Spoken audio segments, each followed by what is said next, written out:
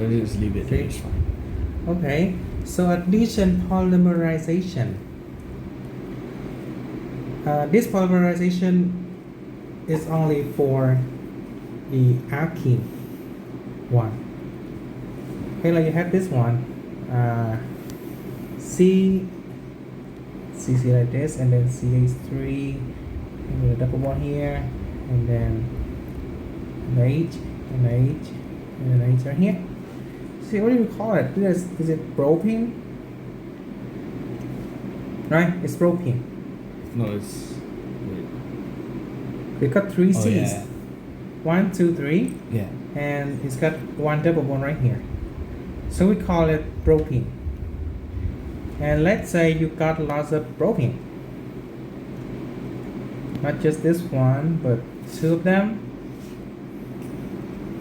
See? Okay. Then this one. Then this one. And then this one. See? You got lots of propene. Yeah. So under the condition of high pressure and temperature, and sometimes some catalysts, this propene, their double bond will be broken. Okay. Yeah. And they turn to this. Give me a moment. So I know they turn into single bond. Yeah, that's correct. How do you draw like? Right here, I'm showing you how they form. So the double bond breaks, and there are 3 bonds for the 2 carbon. Okay? Okay. Yeah. And what happens next? Then the carbon with a 3 bond right here will connect to the carbon with a 3 bond right here, and to make a very long chain of polymer. See, it is very long. It Okay. keep becoming longer, non-stop. There. Yeah, they connect. See? That's how it works.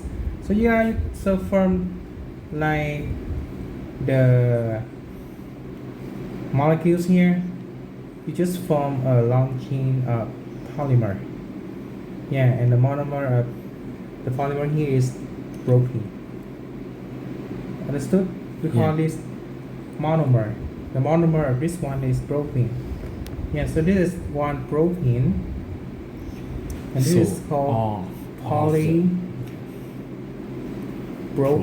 So all of the carbon double bonds will be broken to single bond. Yeah. And when once they're broken, the molecules can bond together to make a long chain. So like, what happens if there's like bonds this way, like, and there's maybe alcohols are used, but I don't know, I saw some questions like we have to draw, so like you have to draw. And there's like another double bond here, and it goes down, so all of the double bonds will be into single bond. Yeah. In this case, if there's more than one double bond. Or if there is more than one double bond, Yeah.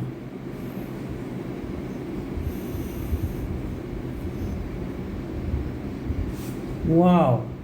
I mean, If there is more than one double bond, then we don't know which one will be broken, or whether they both break. okay, so there's only just one. Yeah, because as in your syllabus, you only learn about alkene, and alkene has only one double bond, one CC double bond. Okay, that's it. Yeah. Okay, so the difference here again you can see is that addition polymerization doesn't produce small products. So it doesn't produce water in addition. Yeah, correct. Yeah, but actually, water is not the only side product that can be produced in condensation polymerization. But there are some different types of side product like water. But in your syllabus, you only learn about this case, the water one. Okay. Yeah. Okay, and that's all. That's the difference between them. And one more thing is that addition polymerization requires CC double bond. Well, condensation do not right? They don't. Yeah, the condensation one doesn't require CC double bond, but instead they require the two functional groups be able to form water. Yeah. Yeah, so for Na2 it requires one H, and for the carboxylic acid it requires an OH. OH. Yeah, so if two functional groups they are able to make a water, then they can be connected by condensation polymerization. Yeah, that's how they're different. Okay, that's all. Anything else about these? No, but I have something else I'm very confused with. Like I saw a lot of questions about. It's like the light ray, and you have to sketch the diagram where the image is. Like sometimes it's behind the, and like sometimes it's another place. So I'm very confused with how to draw it. So you want to know how you draw an image of an object, right? Before a mirror, produced by a mirror, right? Yes, of course. But I'll show you the principle first. Yeah, sure. So one it got a mirror right here.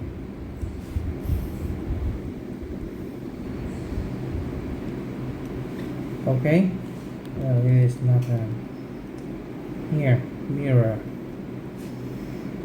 and this mirror, and you have a point A. See? Yeah.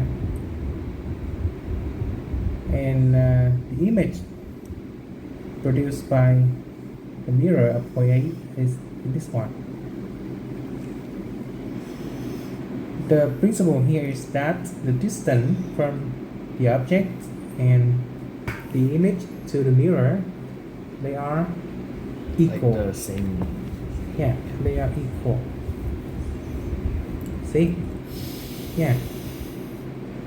And the segment connecting the two object and image, they must perpendicular to the mirror.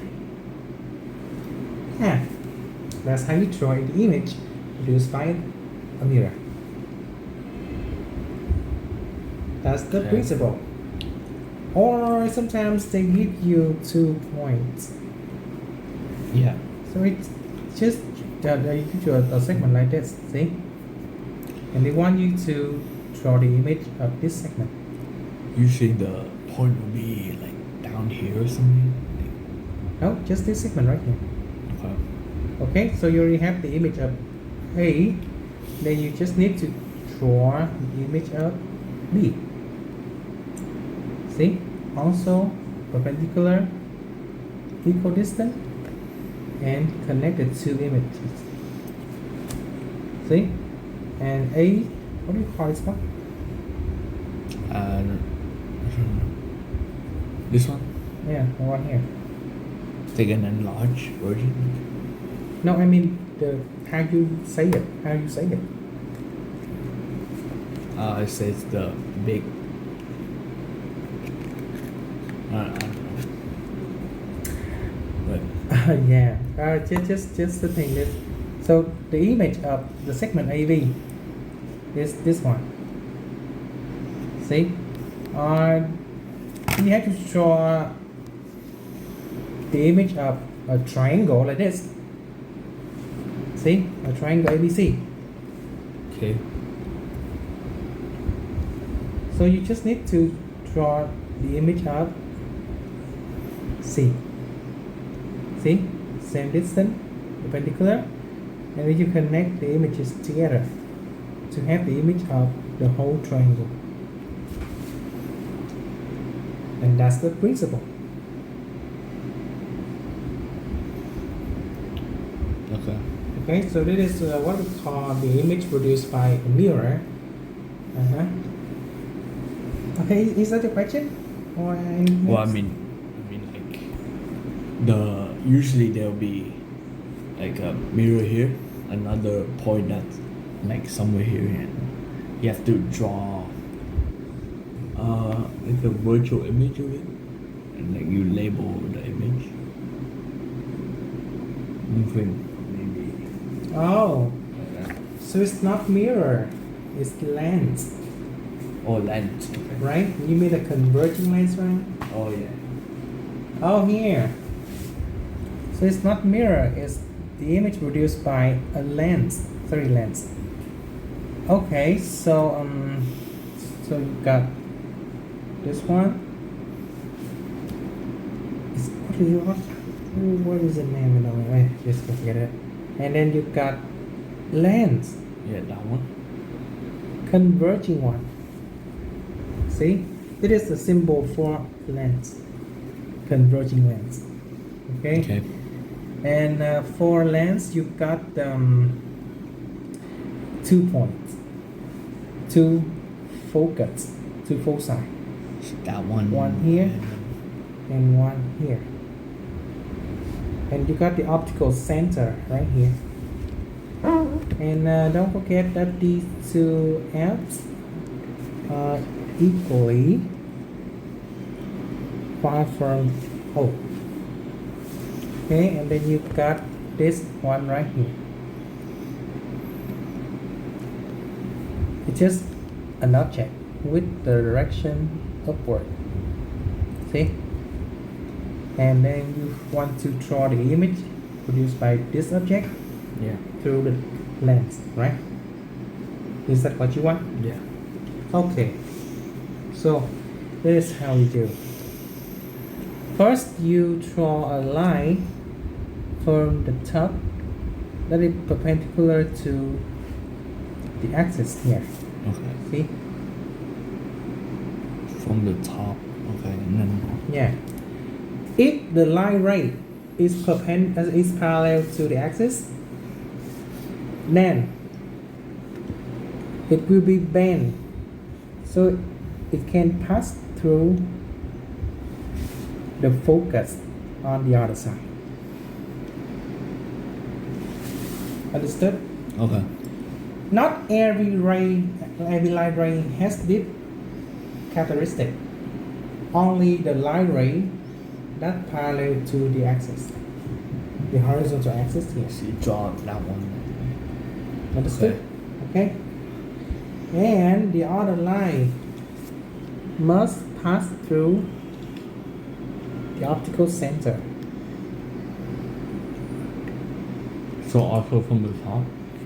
Yeah, also for the top. Because we're drawing the image of the top. Okay. So through. Yeah. Okay. They're not gonna meet, so I'm gonna just make it somewhere here. Or I can just bring these. Give me a moment. Should okay. Yeah, so they meet here. See? You see it? So, They meet right okay. here. So what happened? When you encounter this question, they will give you enough space for the diagram. Yeah, so you don't have to worry if you don't have enough space. Here, it's gonna be like this, right? Yeah, because the image of this point right here, it must be this point. So this is the virtual image. Yeah, this is visual image. Okay. And it is also inverted one. Upside down inverted. Yeah. Okay. And so to draw the image produced by lens, you have to draw the image produced the top of the object. Yeah, so normally they will give you a standing up one. So you just draw the image of the top of the object, and then you make a perpendicular segment for the whole image. That's all. Is that your question? Yeah, and then another case, the image would be behind this arrow. So Mm-hmm. how it's another way you can draw it. Okay, so here. So let's take this thing.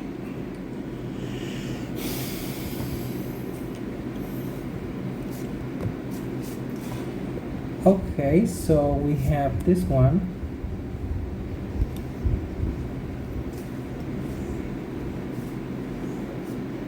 Okay, so if I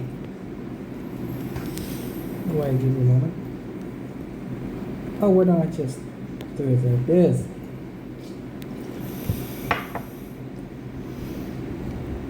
I put it here. See? Inside the OM. Between O and M. So the distance of the object to length is smaller than the fossil length. See that? Okay. You also draw the image of the top. What is the first line? It goes through the The origin? Or origin. the optical center, right? Yeah. Okay. What is the other one? It's like a straight line to the middle, then to the It must be a yeah, parallel line. yeah, A like that. horizontal one. See? Yeah. Horizontal one. And if this one is horizontal, then it will bend and pass through the other The focus. focal point. See? Here. Way. Here. Okay. And as you can see, they are two diverging rays, which means they cannot Yeah. what? Form a virtual image. Yeah, that's correct. They cannot meet. So there is no virtual image here. So how do we draw the image of the product here? So you have to draw. We have to Straight. lengthen the line so they will meet at the back of the object. So what do you call that point? Like, is the image, but what kind of? It's also the image of the top. See? So it's also called image. Yeah, it is the image. What do we call it?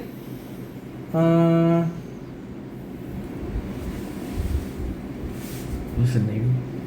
Give me the name for this type of image, right? Yeah.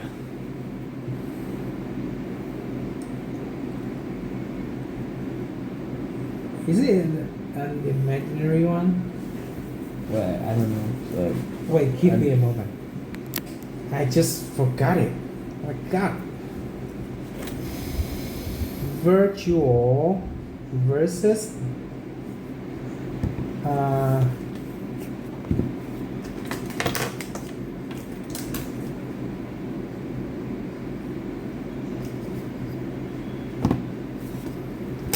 wait, let me ask my wait. Oh my god, just forget it.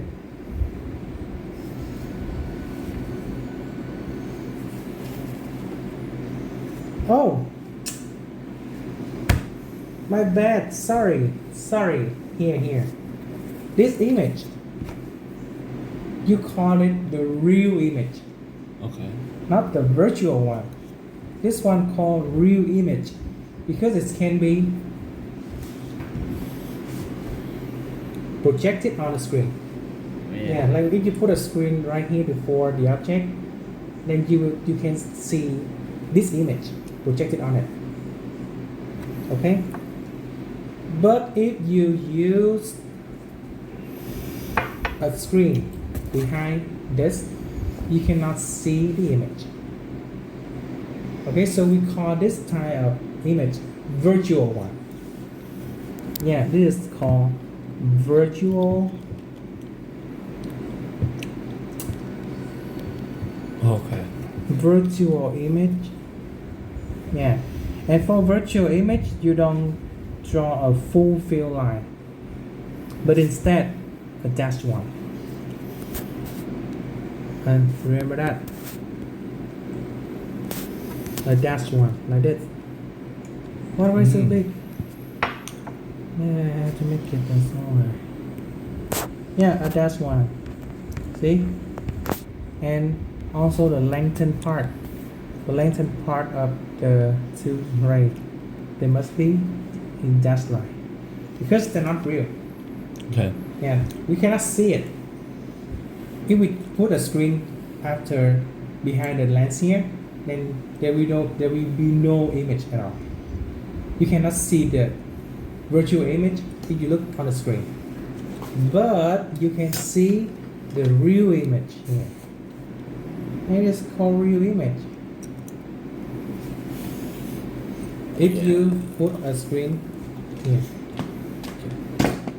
Yeah, okay, it's I'll very just difficult. put my- I don't want to hold. Is that? Yeah, I think you can still see it. Okay. Alright.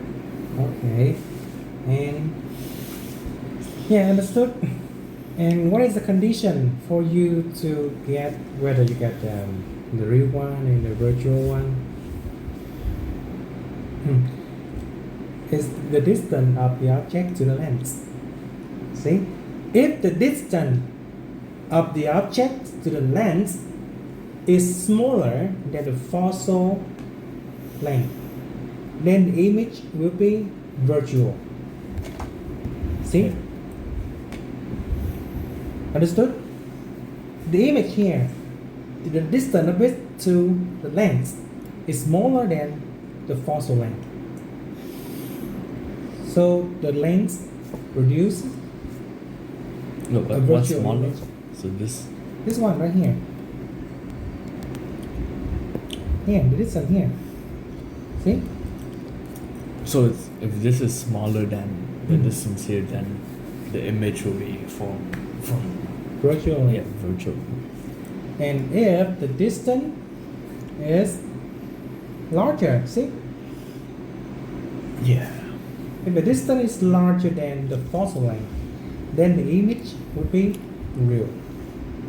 Yeah, and for a real image, it is upside down inverted. And but for the virtual, it is the same direction as the object. So upright. Yeah, upright.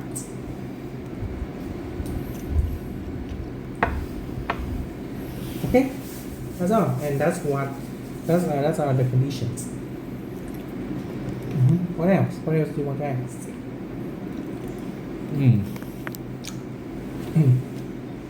Maybe what's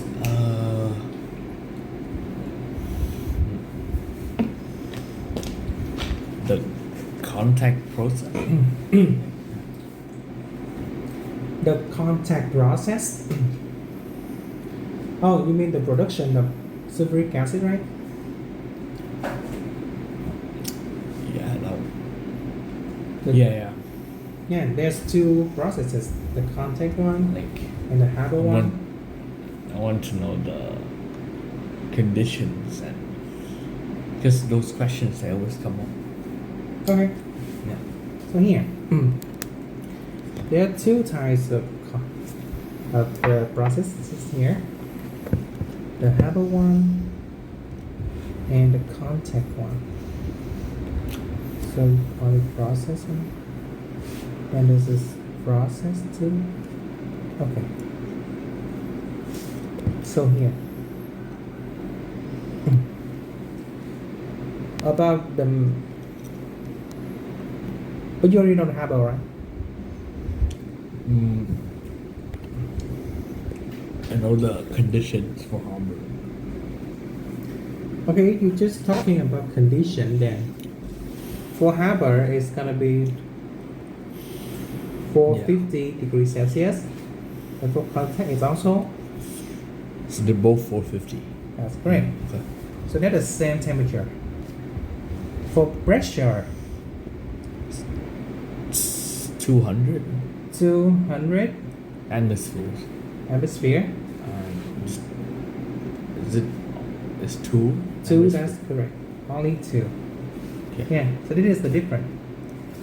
This happens at high temperature, at high pressure. But this one, only small pressure, low pressure. So Okay. what's so the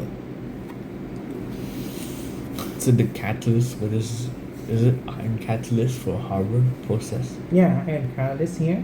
Okay. For And this one is, vanadium oxide. that's correct, vanadium 5 oxide. Yeah. Okay, but here's the different one. The process here has only one reaction, which is nitrogen react with hydrogen. To make ammonia. Yeah, to make ammonia. So NH4. See? Or NH3. Yeah, so this one is 2 and this one is 3. And iron is the catalyst for this reaction.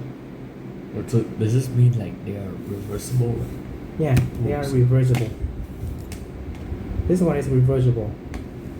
Okay.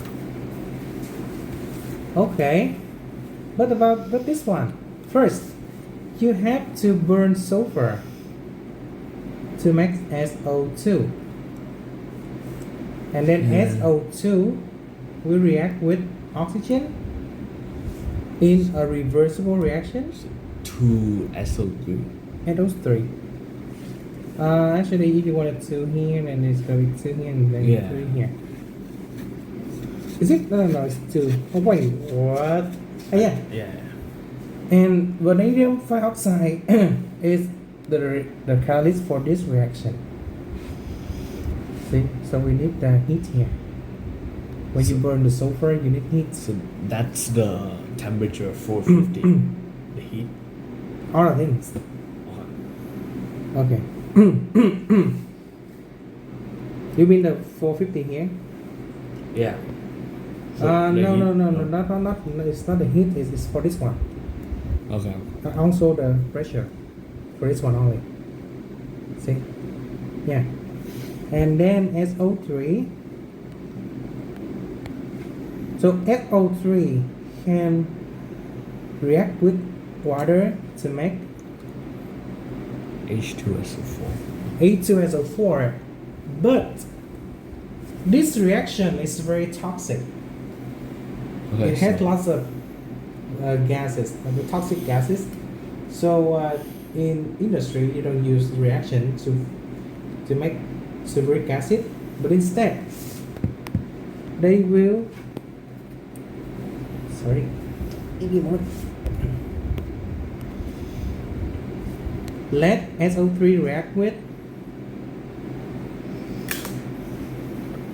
a solution of sulfuric acid. Yeah. So and then it will become H2S.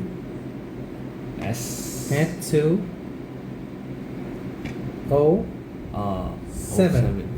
which is also called oleum. See, oleum. Oleum. Okay. Yeah. Need to charge.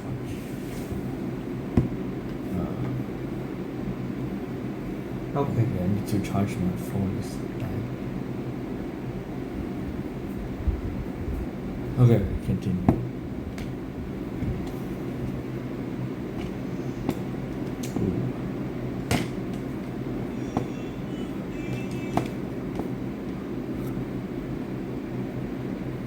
Yeah. Okay. Okay. So And then the oleum react with water to So- make sulfuric acid. But the amount of sulfuric acid here is higher than here. Understood? yeah. Yeah. And those are the four equated reactions for the contact process. So remember, the condition of temperature, pressure, and the catalyst here is they are only for the reversible reaction here. Okay. So okay, there's harbor contact and then there's one.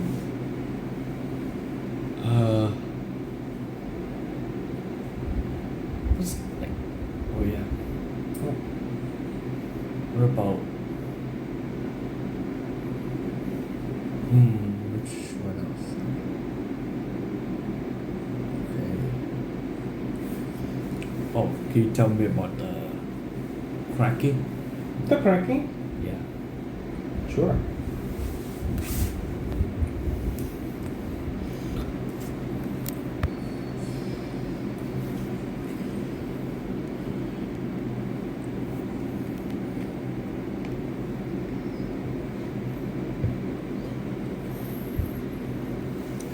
Cracking of alkanes. Okay, so one alkane is cracked, they become alkene, and Smaller alkaline. yeah, a smaller alkene. Or this can be hydrogen and alkene.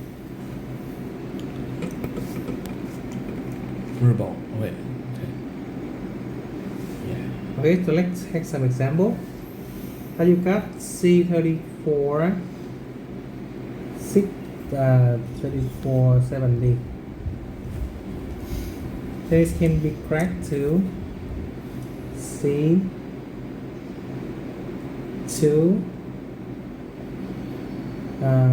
4 and C32 H 66, right? So this one is the smaller alkene, and this one is the alkene. alkene. But this alkene can also be cracked. Yeah. So let's take another example. It can also be cracked to C10 820 and C 22 846, right? So here's another alkene and an alkane. It also can be cracked, continue cracked to hydrogen and this one. Okay.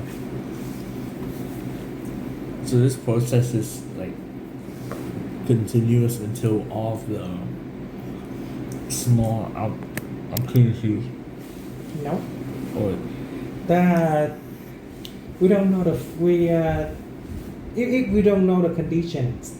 Yeah, the cracking here they must be set in high temperature with catalyst. Yeah, so depending on the reactant and the condition, okay. then you have a specific product. Yeah, so we don't know which product it is until we know the condition here. But in your syllabus, you also don't need to know the condition. Yeah, like you don't have to show that what the products are, but you just know the principle here. There's also alkene and So alkene. what are the conditions for cracking? So, like I remember it's like a catalyst for this. So in the question, it only requires the answer to be catalyst. Uh-huh. You don't have to know what Oh. catalyst it is. You just need to know that it needs catalysts and high temperature. So you also don't need to know the high temperature or the amount of pressure. No, So- only Haber and contact process. Or has pressure. Yeah, Okay. this one is for high pressure, high temperature and catalyst. Okay. Does it mean that? So only conditions are catalyst and high temperature. Yeah, Okay. high temperature.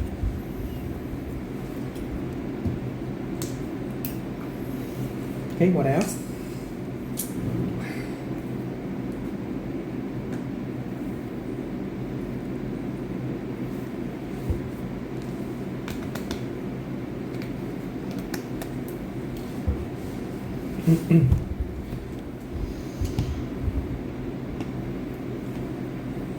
Uh,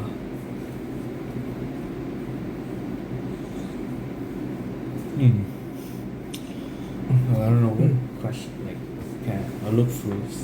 Sure. Let's take a look.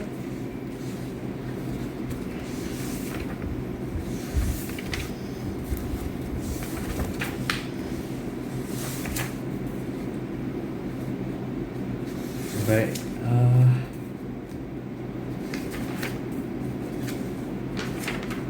Here, like these questions here. This one?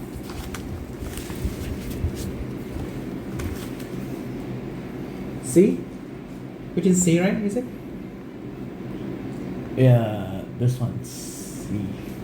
Like I don't know the for the concentration is difficult. The student makes up a solution of dilute sulfuric acid with a concentration of 0.2 mole per cubic decimeter. Calculate the concentration of a solution in gram per cubic decimeter. Okay, you're finding concentration, but they are in different units, right? Yeah. Yeah, they give you the concentration of a unit of mole per cubic decimeter. But they want you to find a concentration in the unit of gram per as a per cubic decimeter, right? Yeah. So what is different here? You have to convert from mole to gram. But what is the quantity for the unit gram? What is quantity? Quantity. Yeah, what is quantity that has a unit of gram? You got mole per cubic decimeter. You have to convert it to gram per cubic decimeter. Yeah. So what is the quality that has the unit of gram? Is it a mass? Mass? Yeah, I think. Yeah. It is, So mass. yeah. So that means you just need to convert the number of mole Oh, to the mass. so concentration is just the mass. No, I mean for in this case, Oh. you're finding the mass of the mole given here. So 0.2 mole. 0.2 mole is equivalent to 19.69 gram.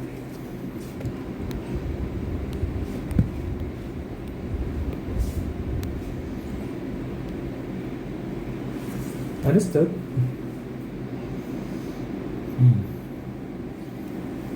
When you convert mole to gram, that means you have to calculate the mass of the given mole.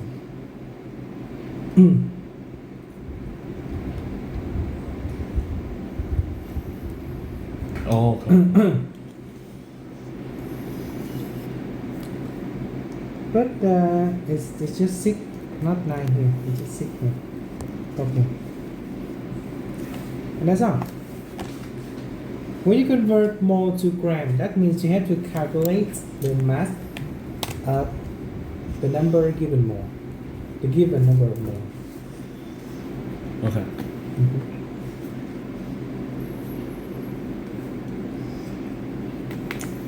What else? 9.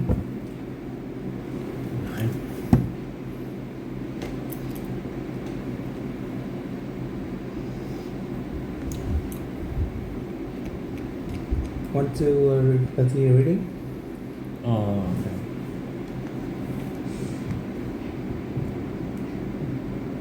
Oh, my phone's gonna run out.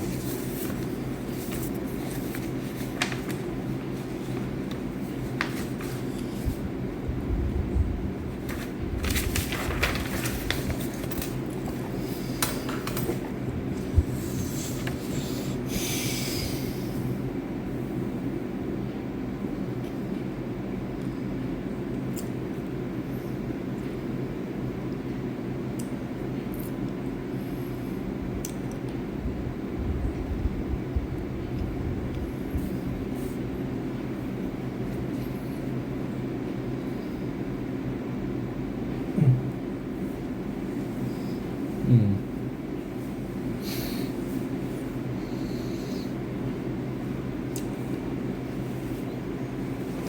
Yeah. Just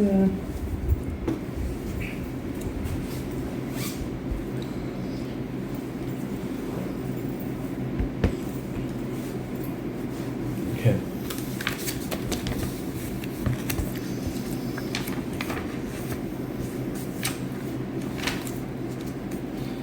Oh yeah.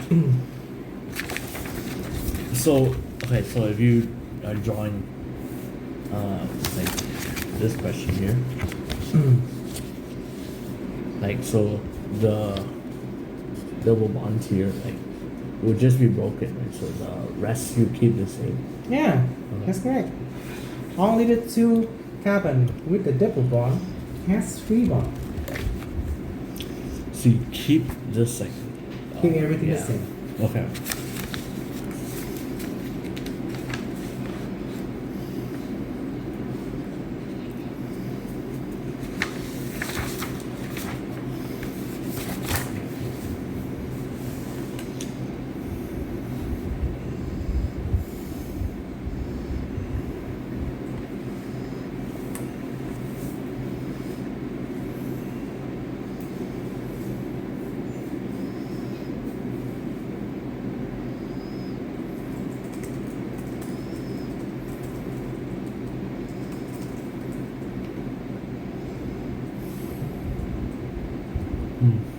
Oh yeah. What else? I need to go charge my phone. Like, can you help record? Oh, is it still recording? Okay. Can you send me the recording link? You have to go charge it.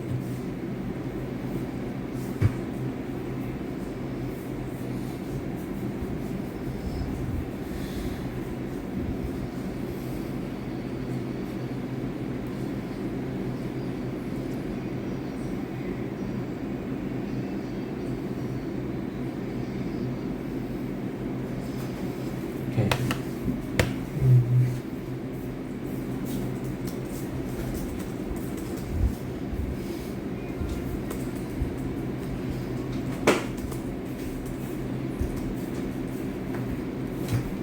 Alright, so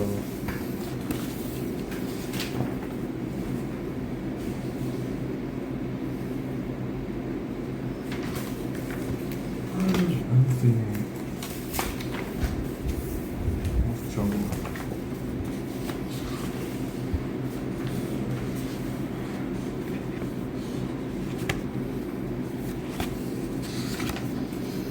You should have to know about the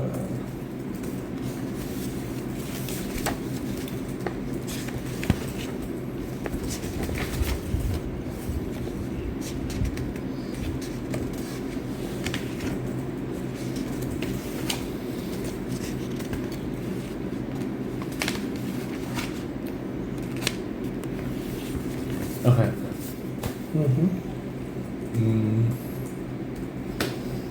Like I'm thinking of what else.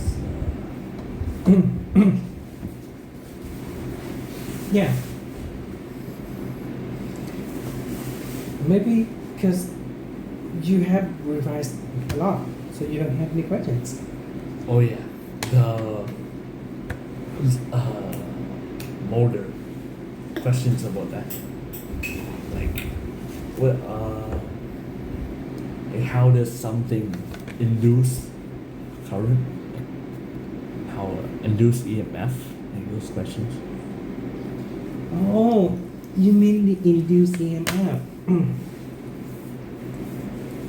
I gotta find a cap.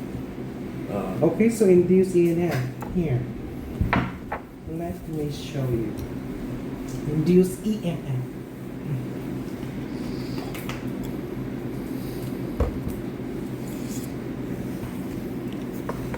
Yeah, give me a moment.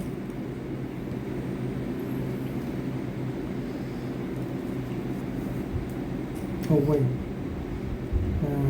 What is it? Wait, give me a moment. It is here.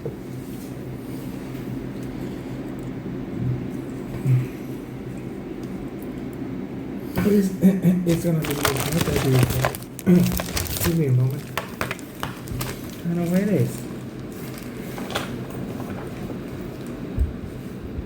Oh, it's not here.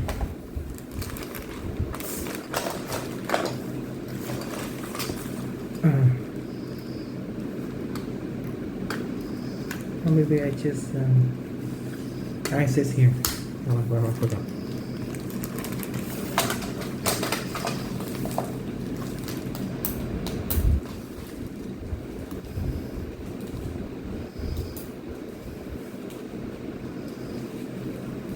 Induce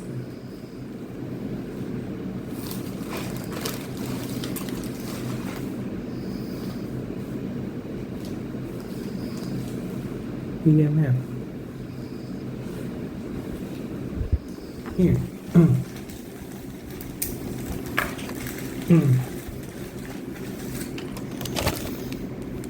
Huh.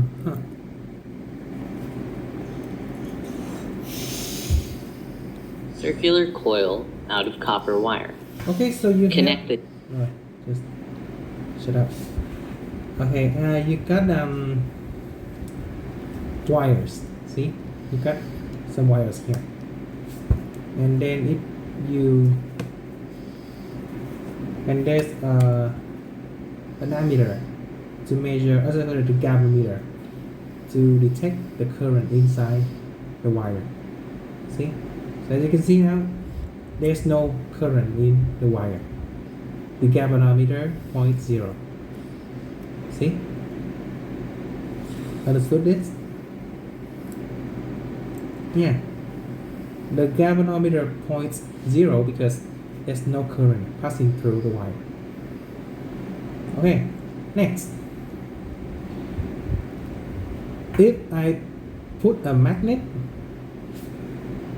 in here, let's see it again.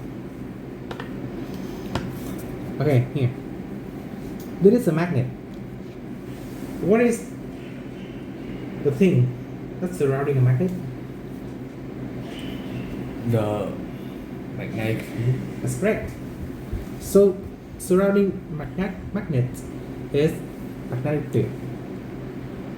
And when we get closer to the magnet, the strength of magnetic field increases. Right? Yeah. So see, when they take the magnet away from the wire, then the magnetic field passing through the wire changes. Right? When they take the magnet far away from the wire, then the magnetic field also decrease, and this decrease of magnetic field produce an induced current inside the wire. You see that? Yeah. So here, what if they make the magnet closer to the wire? See? Yeah. So the current, like, it goes Up here again. like right in here. Yeah. So it makes the voltmeter turn. Yeah. Yeah. And that's what we call induced current or induced EMF.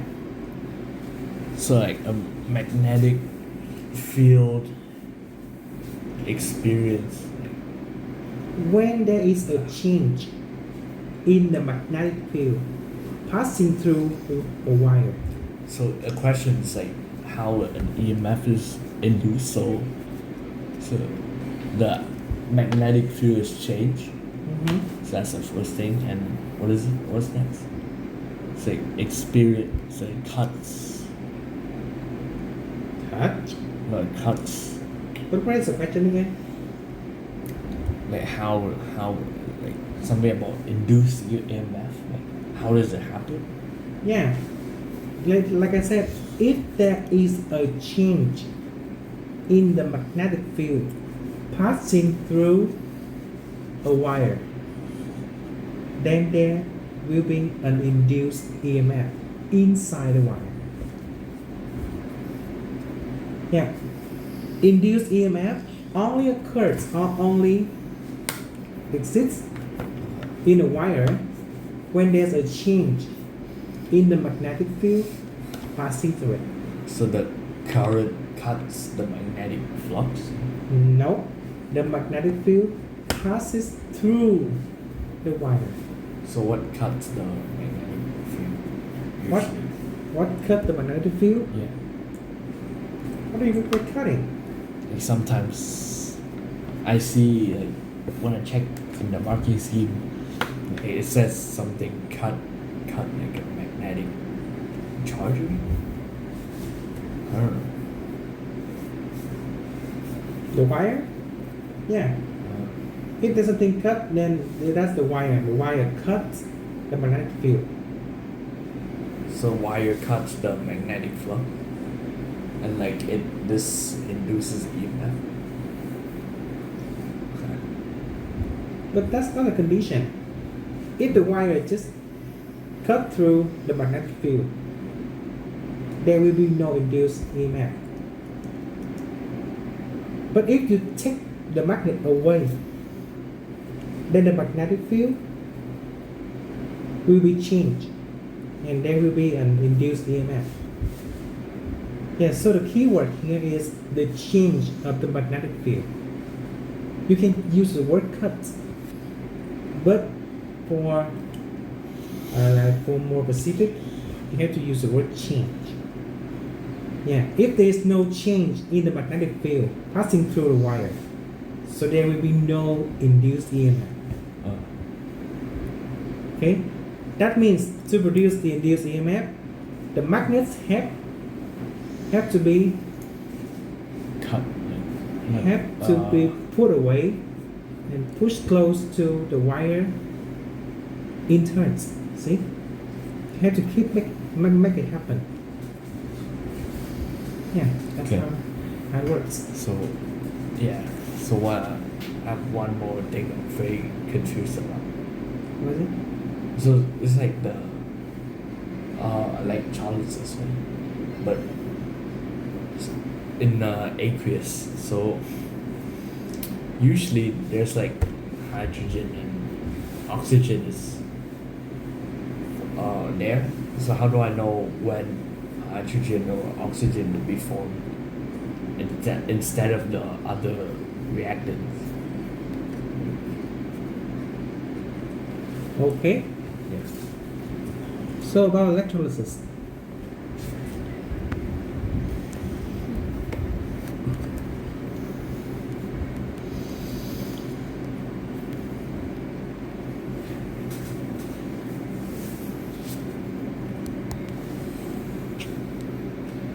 If the anion SO, like SO, NO4 2 minus or NO3 minus, then So it will be formed at the atom. yeah, water will be water will be oxidized So, in the wait, anode. so oxygen will be the product made at the anode. Yeah, that's correct. But I know that. So what about hydrogen? Like that's what I'm confused about. Because sometimes like and hydrogen can be formed, but other cases the other like negative electron can be formed there. So Yeah. So here's the thing. Let's take an example here. Example 1, you got chlorine. sodium chloride. Okay? Oh no, just Cl2, copper 2 chloride. Yeah. Yeah? First, when you put it into water, they will dissociate into Cu2 plus and Cl minus, right? See? At the anode, when you put this into water, when you dissolve this into water, they will form the ion of copper and the chloride ion. Yeah. And also, there are water in the solution, right? Yeah. But anode, the ion that comes to anode is the Cl minus. It comes to anode to produce Cl2 and lose 2 electrons. How about the cathode? Cu2 plus receive 2 electrons and become pure copper. You know Yeah, this, right? Okay, another one. Let's say you have CuSO4, copper 2 sulfate. Here. Dissociate into CO2 plus and SO4 2 minus, And right? H plus OH minus. There's always water in the solution. Yeah. Yeah. So at the anode, SO4 2 minus cannot be oxidized Oh, but why? because it's cut O. Every anion with O cannot be oxidized by the anode. I thought you said anything with O will go to the anode. Will not go to the anode. Oh. Understood? Anode is the positive electrode, so the anion will come to it. But in the case of aqueous electrolysis, the anion that comes to the anode is not SO4 2 minus, but the OH minus of water. Oh. Yeah. So, okay. Okay? It becomes O2 8 plus. So when there's an O Mm-hmm. and okay, so then the oxygen will be formed. Yeah. Alright, so If okay. there's an ion having O, the oxygen will be formed. How about cathode now? It's Cu2 plus, right? So it's So I Cu2 don't plus. know when hydrogen will be formed. Like how do we decide like Here. okay. And this example is for the hydrogen one. You got NaCl dissociate into Na plus and Cl minus. What happened at the anode? Cl minus doesn't have O, so it So, comes to yeah. the anode. So Cl. See? Okay. And how about cathode? In this case, you got sodium ion. Sodium ion cannot be reduced at the cathode electrode.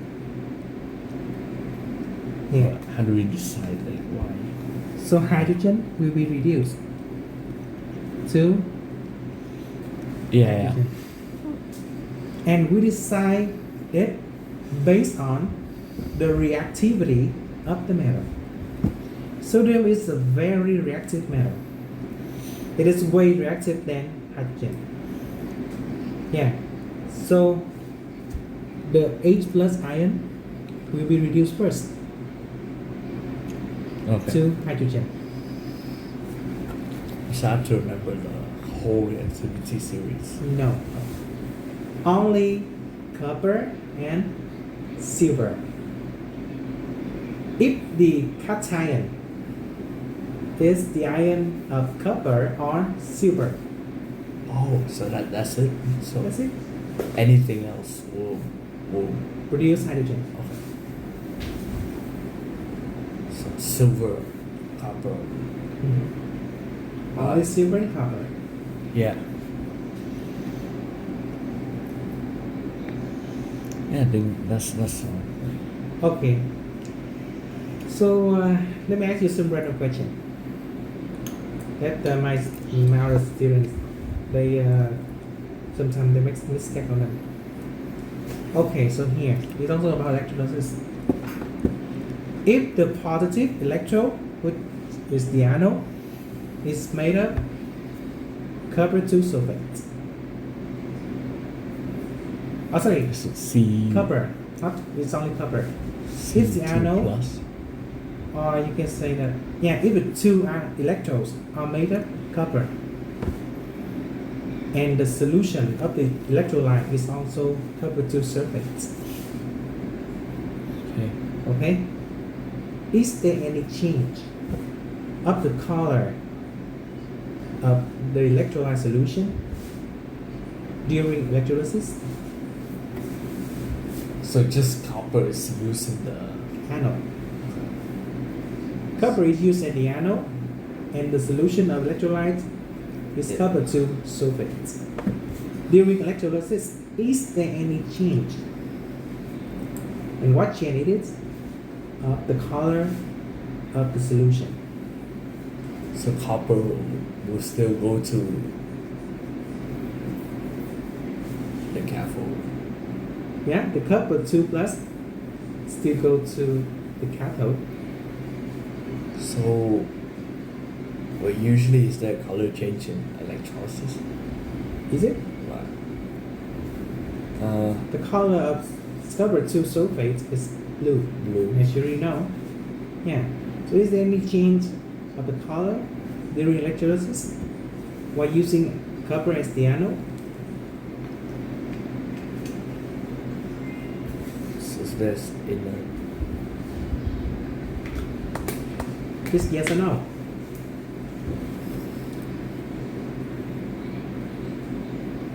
So there's no change. Yeah. So why there's no change? Because it's just copper that reacts with, so that goes to the anode. There's no other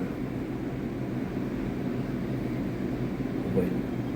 If the copper ion go to the cathode, it will turn into Copper. copper. So pure copper. Is Yeah, pure blue copper. Pure copper is red, or red. but it's not dissolved in the solution anymore. Yeah, it stay at the cathode. The color of the solution is from the Cu2 plus. Where Cu2 plus turn to copper at the cathode, then the color will be Blue. pale.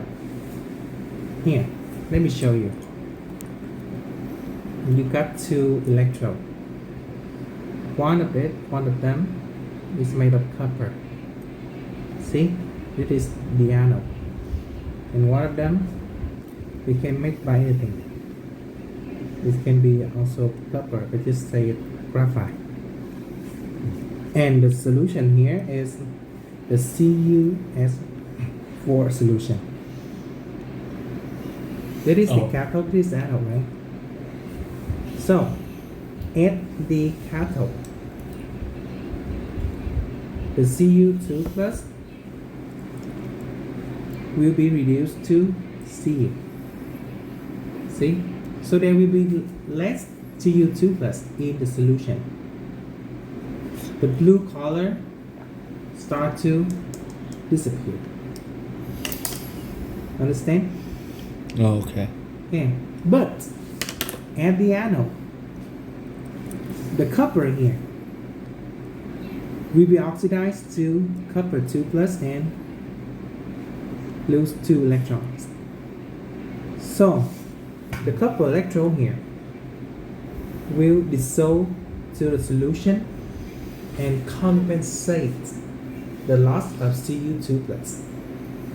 So there will be no change in the color of the solution. So no change. Yeah, but what if I use another electrode made of graphite? Will the color change? Yes, because That's correct. so the copper is gone. So And there's no compensation, right? yeah. So the color disappear and the solution become colorless. Understood? Yeah. So you have to understand the process at the cathode and anode, and you have to choose correct ions that will come to the electron. Alright. That's all? Anything about biology?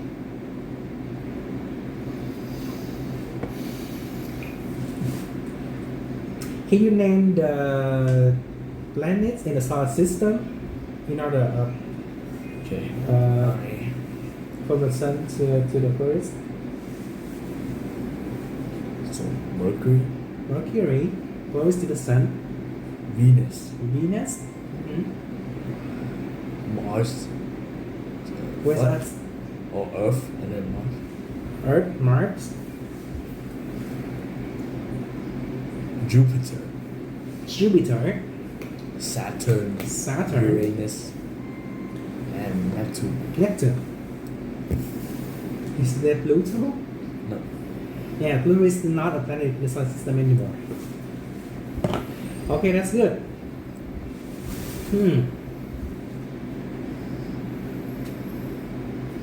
That's all. Yeah, that's something that I think. And but I think you should learn the formation of star. So like protostar, right? Yeah, two different kind of star. Yeah. Star. I remember it's like the gravitational Force. force. Like it makes the interstellar clouds of dust and gas Mm-hmm. form at a tiny point. So and then it creates a protostar. Yeah. Yeah, that's it. But for protostar to Oh, okay. And then the protostar begins to expand and becomes a red giant yeah, or red supergiant. yeah. What else? So, like in the red giant,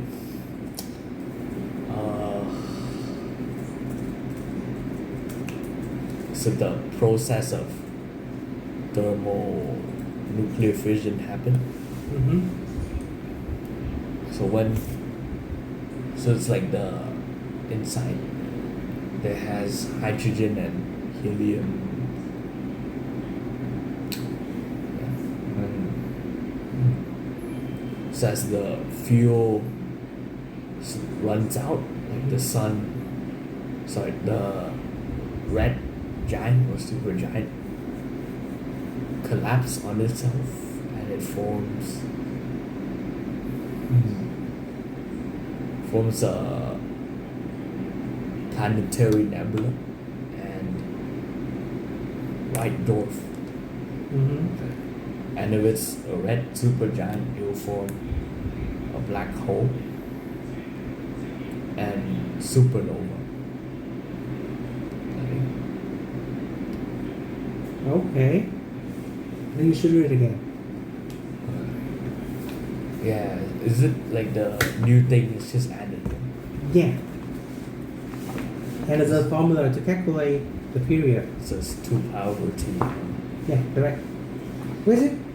The last one, The last one. last chapter. Okay.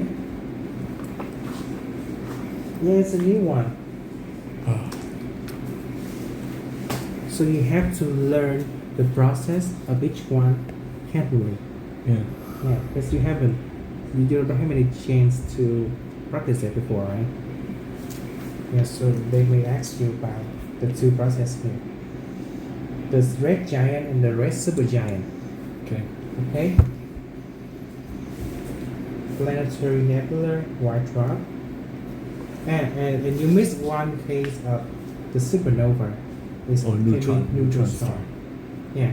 So a supernova can become a black hole or a neutron star. And that's all. Good. Okay. If you don't have any more questions, then you can end here. I don't think.